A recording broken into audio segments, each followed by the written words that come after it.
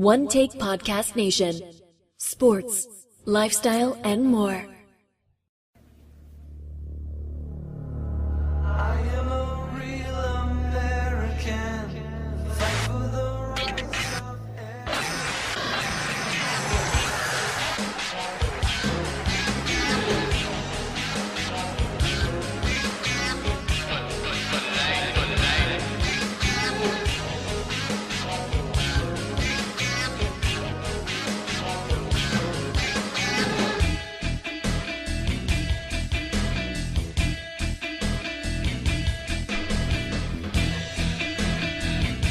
Welcome to Heels Over Faces. I'm your sports guy in the shy, Brian Lovelace, on the line with my man Brandon Davenport. How you doing, Brandon? What's up? Normally this is run by you, but today we doing it a little different. Man, we gonna talk some good old Hulk Hogan, Hollywood as as referring to him now. If you don't know what we're talking about, Hollywood Hogan has just been released from WWE. All his merchandise, everything referring to Hulk Hogan on the WWE website is gone, and everything. And you want to know the reason why? Good old Hogan got some tape dug up on him from a couple of years ago of him having a racial rant, outrage, basically. It's it's a dark day in wrestling for it to be Hulk Hogan of all people that this comes out on, man. Dad, what's your thoughts on that, man? Man, it's a sad day in wrestling, man. Yeah, I'm starting to think these fighters are just getting to be just terrible. Growing up, being the biggest Hogan fan, I finally have a reason to buy that shirt and rip it off, man. I can't believe what Hogan went out and did. It's just like, come on, Hulkster, you know that the camera's always on, no matter who you talking to. And I don't know how many years back it was, but especially after the Donald Sterling shit, you got to keep your inner racism to yourself. Right. From what it sounds like, it's allegedly from the audio from his sex tape, allegedly. So he got a sex tape? Yeah, that's out there amongst the crowd or whatever. So Hogan leg dropping holes in the bedroom now. Hogan is all over the place. Allegedly, but the audio has not been released. So he went dumb on effect with his daughter and her supposedly dating black men. But we're not going to jump into. He just dropped a couple of M-bombs. That's how we're more into the impact Hogan had on our lives, and now what do we think of this situation on Heels Over Faces? It's crazy.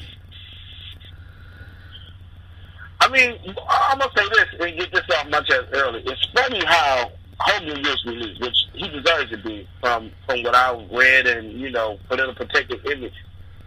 But Hogan probably do nothing but say what the whole company says about black people on a daily basis. Like, the most racist company fires someone for being a racist. That's just crazy to me. One of the most racist company, most definitely one of the most racist industries, and they're at the front of that industry. That company has belittled black people from crime time to bringing a king, the African dream.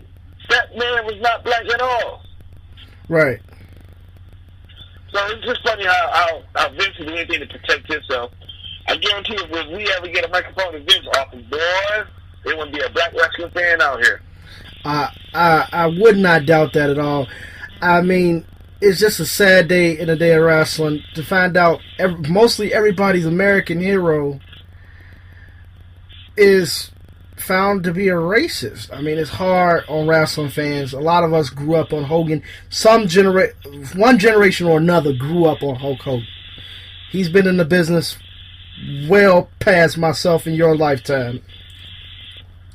And, I mean, he was the staple of wrestling. The only thing that could hurt wrestling more now is if John Cena came out to be the same thing. But because he is the generation Hogan. You know what I'm saying? Right. He is most definitely the generation Hogan. So I get you. It works like that for him. I think it would hurt Attitude Era fans the most if Austin came out and just said bleep, bleep, bleep, bleep, bleep, bleep, bleep. You know what I'm saying? And that was another face of wrestling that I mean, it took a big blow for to find out Hogan was out there saying things like that. I mean, it's just unbelievable. Question for you: would it shock you if Stone Cold did come out? I mean, like in the movie The Longest Yard, he did say it. He said, "Why would I want to read a book about a four-eyed nigga?" And it came out pure. It came out. It sounded natural, but a lot of people. It not so natural. It did not look like it was a script, man. It's a movie. It did not look like it was a script. It was a movie, but man, that shit rolled off the tongue. Too easy. Nice. But we're not here to bash Stone Cold. Stone Cold is many of people's favorite. He's innocent right now. Right. It may not been in the script. Only the people that wrote that script know what truly was on that paper. But we'll never know. But but when you brought up the fact that WWE has had some stereotypical ways, like Akeem the Dream, the sticking African American wrestlers into stereotypes, the Nation of Domination being a rendition of what, the Nation of Islam, I'm guessing. Yeah. And other things. Johnson was supposed to be in that, but they wanted him to play like a Muslim, and he's like, I'm Christian, bro. Right. Let's look at right now. The New Day. The New Day ain't some South Central Church of Christ, Word of Faith, Olive Tree, Hope Bishop Baptist Church type parody. I don't know what it is.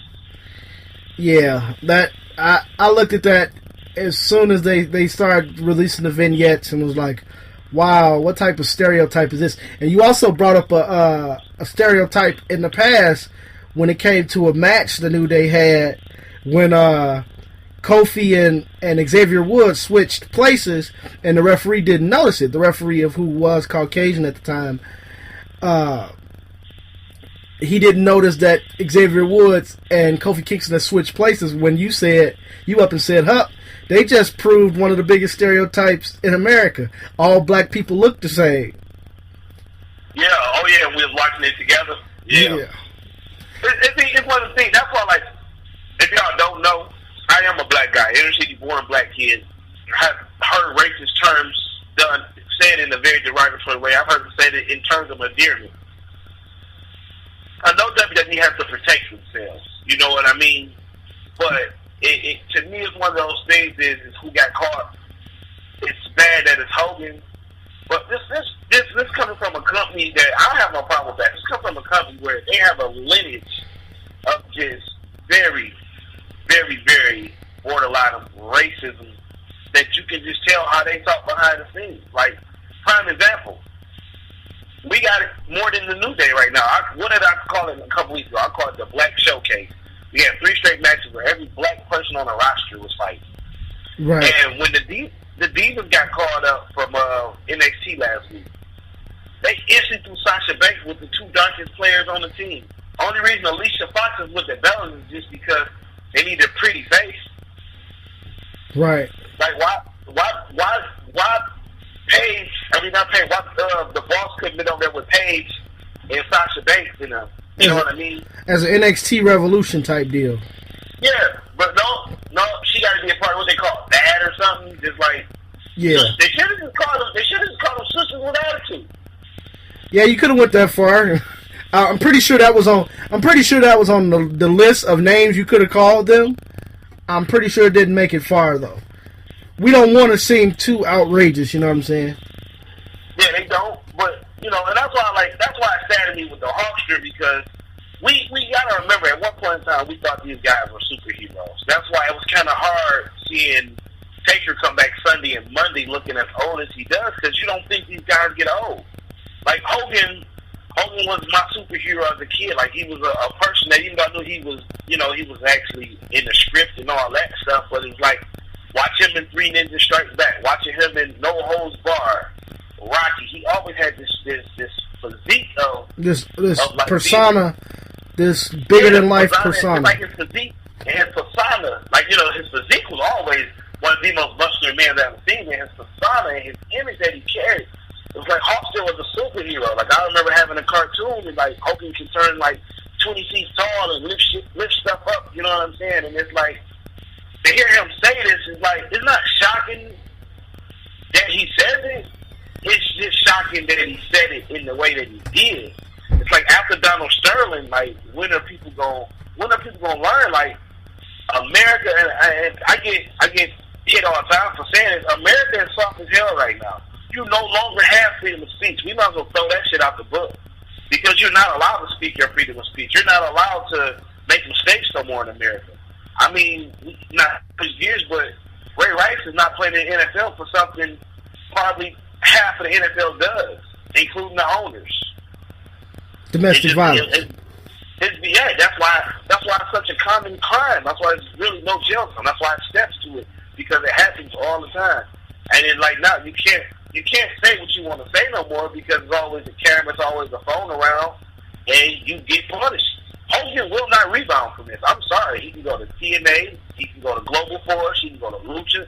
It's over. Hulkamania has died. Today, you feel Hulkamania is over now? Yeah. Even after all the divorce, all of the allegations, everything, this is the final blow to the coffin. Man, this is that big boot and that off the rope leg drop. It's over. That 300-pound leg drop, boom, right across the throat. It's officially done because of how insensitive America is right now about certain issues. I mean, like, we're not going to have a political show, but, like, all the things with the Confederate flag need to be changed. One of my favorite wrestlers of all time, and y'all know I got to bring his name up. He's come out to the ring draped in the Confederate flag robe. None of Michael P.S. Hayes. Everybody that rocked the Confederate flag wasn't a racist. Just like people want to change the name from Cracker Barrel now. Like, America's so sensitive, you can't afford to make mistakes like this. But in a time where everything's going on and happening to people, it doesn't surprise me. It's over. Like Hogan. It's sad to see because I was looking forward to Hogan doing something WrestleMania time. You know what I'm saying?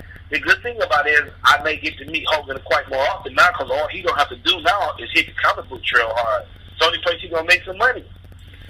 Yeah, if people even show up for Hogan, I mean, you'll get some nostalgia. You'll get some fans that no matter what Hogan does, he's still Hulk Hogan to them. The one thing I will say is this: Hogan would never lose his big supporters. Hogan loses his corporate supporters. Because Ray Rice still has supporters. What's the guy from Seinfeld who said the N-word? Mel Gibson. Gibson went crazy. Kramer from Seinfeld. Kramer? Remember Mel Gibson ranked from a couple years? Mel Gibson went crazy. Yeah. Mel Gibson lost his mind. Yeah. Mel Gibson is about crazy. But yeah, he lost his corporate sponsors. That's about it. The lawyers people won't understand and forgive because they know at home on a nightly basis, they may not use it in a negative way, but they use those terms. Like me and you both are black African Americans. I work around some Caucasian folks, and I'm the only black guy there, right? Right. So we exchange numbers or whatever, and we hanging out, and my phone's dead. So I go to call my girlfriend, who last 4 digits, her last 2 digits is just opposite of mine. So the rest of the number is the same. My name is saying in his phone, Black Brandon Crowers. It's no other Brandon in your phone. That's the way they label us, I guess. But we do the same thing. Like, what I'm saying? If we tripping, first thing we say, like, if we not tripping, if somebody tripping us at work or outside, like, man, let me tell you this white motherfucker. It's never, if you even know her name, it's that white